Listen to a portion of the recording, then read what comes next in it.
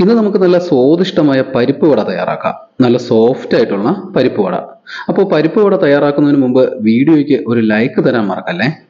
വീഡിയോയ്ക്ക് ലൈക്ക് ചെയ്യുമ്പോഴാണ് നമുക്ക് പുതിയ പുതിയ വീഡിയോകൾ, പുതിയ പുതിയ വിഭവങ്ങൾ നിങ്ങളുടെ മുന്നിലേക്ക് എത്തിക്കണമെന്നുള്ള ആദ്യമായിട്ടുള്ള ആഗ്രഹം ഉണ്ടാകുന്നത്. അപ്പോൾ അതുകൊണ്ട് എല്ലാവരും വീഡിയോയ്ക്ക് ഒന്ന് ലൈക്ക് ചെയ്തേക്കണേ. അപ്പോൾ ഇനി നമുക്ക് പരിപ്പ് വട തയ്യാറാക്കാം. പരിപ്പ് വട തയ്യാറാക്കുന്നതിന് ഞാനിവിടെ 1/2 കിലോ പരിപ്പാണ് കേട്ടോ എടുത്തിരിക്കുന്നത്. ഇത് നമ്മൾ കടയിൽ പോയിട്ട് വട തയ്യാറാക്കുന്നതിനുള്ള പരിപ്പെന്ന് പറഞ്ഞാൽ മതി കേട്ടോ. അപ്പോൾ വടപ്പരിപ്പ് കിട്ടും. ഈ വടപ്പരിപ്പിന് ചെറിയൊരു വെള്ള കളർ ഉണ്ടാവും. അപ്പോൾ നമുക്കാദ്യം ഈ പരിപ്പൊന്ന് കുതിർക്കാൻ വെക്കാം. ഒരു 6 മണിക്കൂറോളം കുതിർക്കണം. എന്നാലേ നല്ല സോഫ്റ്റ് ആയിട്ടുള്ള വട നമുക്ക് തയ്യാറാക്കാൻ പറ്റുള്ളൂ.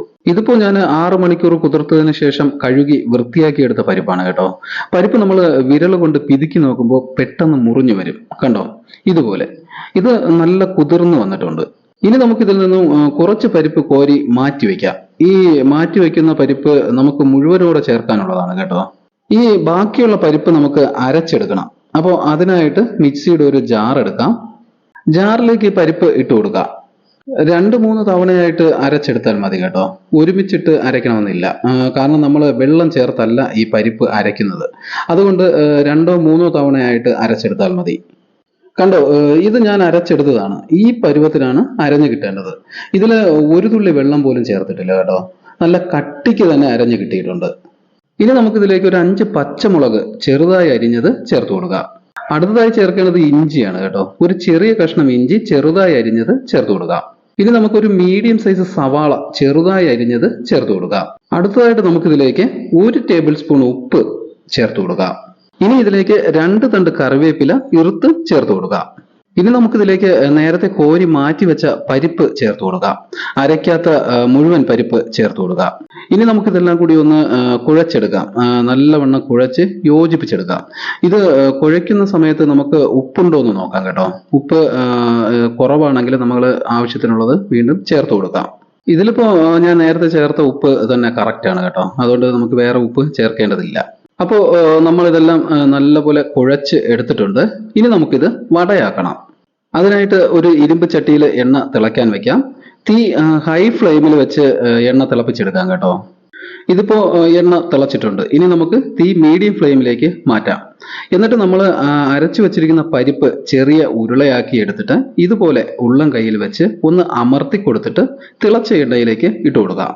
ഒത്തിരി വലുതും ഒത്തിരി ചെറുതുമല്ലാതെ ഇടത്തരം സൈസിലാണ് നമ്മൾ ഇതിന്റെ ഉരുള എടുക്കേണ്ടത് കേട്ടോ.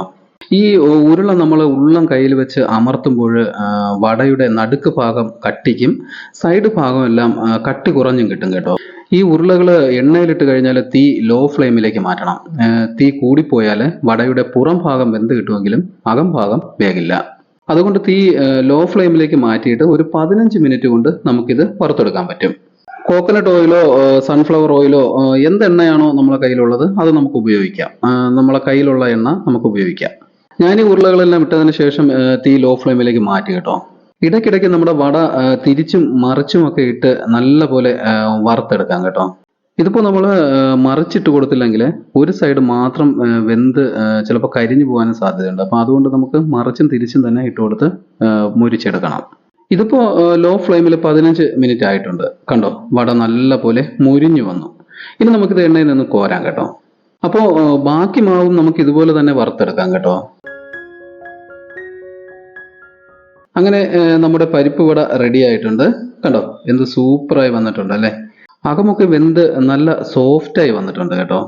അടിപൊളി ടേസ്റ്റ് ആണ് കേട്ടോ ഈ പരിപ്പ് വടയ്ക്ക്.